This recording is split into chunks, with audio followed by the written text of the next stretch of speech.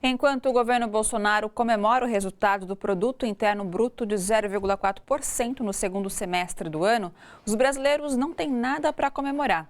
Isso porque, na verdade, o resultado mostra um Brasil sem fôlego para criar emprego e renda. A reportagem é de Jomiak. Não há motivo para comemorar o mini crescimento econômico de 0,4% no segundo semestre deste ano, afirmam economistas. Essa pequena melhora significa apenas que não entramos em recessão. Eles fazem um comparativo com uma partida de futebol. Sabe quando o seu time vai jogar e você fala assim, vamos tomar uma goleada? E o resultado no final não é uma goleada, o resultado é perdeu de pouquinho, até mesmo empatou?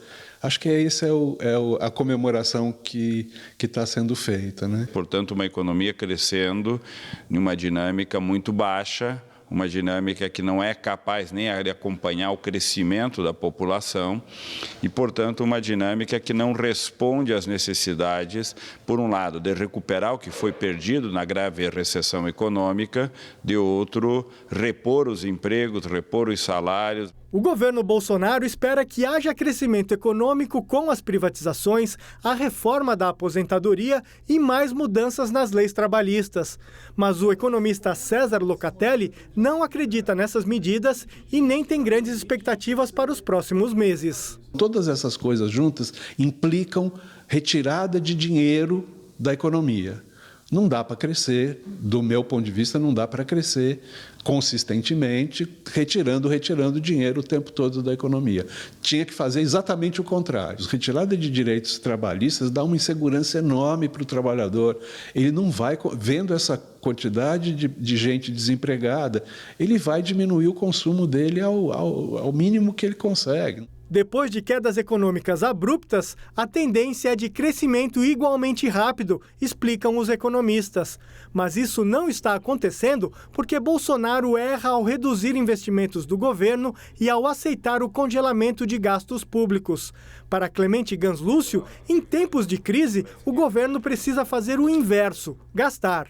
O governo pega o orçamento, que são os impostos que nós arrecadamos e a capacidade que ele tem das reservas e faz aplicação desse recurso. Aplica no quê?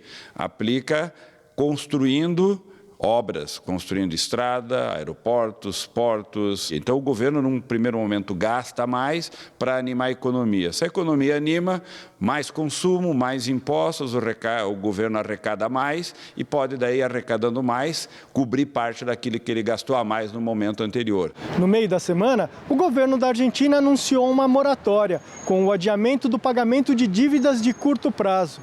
A crise na Argentina serve para mostrar que o neoliberalismo não funciona.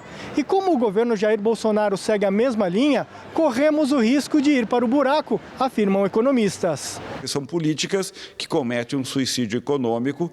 O suicídio econômico, no caso da Argentina, é chegar nessa situação da crise. No caso deles, um quadro mais grave, porque no caso deles, eles não resolveram o problema da dívida externa. O Brasil fez isso nos anos 2000, né? Desde o governo Lula nós reduzimos e equacionamos a nossa dívida externa, mas tem consequências que podem comprometer, inclusive, parte do nosso crescimento.